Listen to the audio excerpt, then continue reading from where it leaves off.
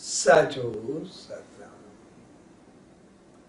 सच सतराम समझायो, सुख देण वारा ही सुख पाईंदा आहिनि।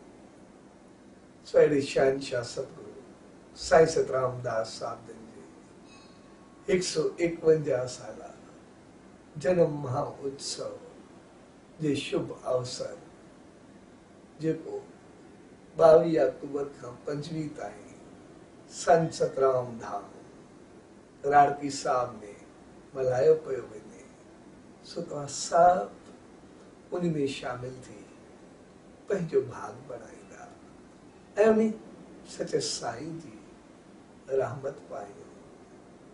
ऐं जेके भाउ या भेनर हिते न पहुची सघनि ऐं आसानी सां संत सतराम धाम नागपुर ते पहुची उन सचे साईं जी रहमत जा पात्र बणजनि।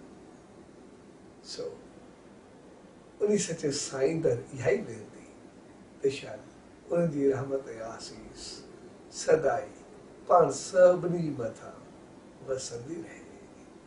साचो सतराम, साचो सतराम, साचो सतराम।